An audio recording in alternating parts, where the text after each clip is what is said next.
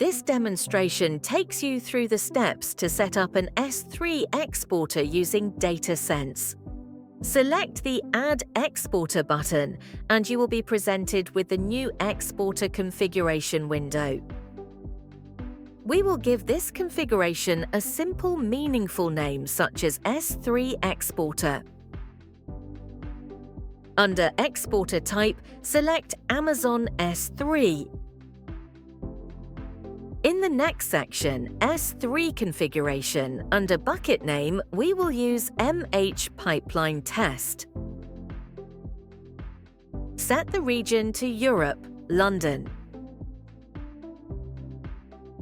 Add the S3 bucket access key and secret key. Set the server-side encryption to AES-256. We can set IAM policies to handle authentication. In this example, we will use the access key method. Leave the output configuration as default.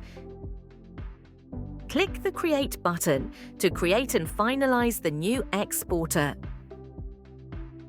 Now that we have finished our first exporter, we will set up a new pipeline and point it to our new exporter. Go to the Pipeline Configuration page by selecting Pipeline on the left-hand panel. On the pipeline page, you will see a list of configured pipelines. A single pipeline can be configured to multiple exporters. In this example, we will use a single pipeline to a single exporter. The pipeline page provides a high-level overview showing how many datasets have been processed successfully and highlighting any failures, as well as the last time this pipeline processed a dataset. Click Add Pipeline to begin the pipeline configuration. Under Basic Configuration, we will provide a suitable name for the new pipeline and a brief description. In this example, we will use S3 pipeline. Provide a brief description of this pipeline. Let's use Test Pipeline to Amazon S3. You can toggle whether to enable or disable this pipeline. You can apply a number of filters to either allow processing of certain events in a dataset or whether to discard or drop before sending it through the exporter.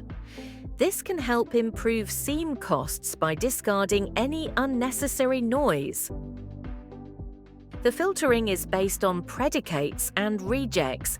We are looking to match parts of a log that you either want to allow or drop. As an example, we will use tag ID is 4624 and you can select Allow. This will only allow Windows Event ID 4624 to be passed through to the destination. Or you can select Drop, in which case this drops 4624 from being passed to the destination. In this example, we will skip this step. Before the datasets are processed, you pass them through the DataSense data enrichment, which uses well-known threat intelligence feeds.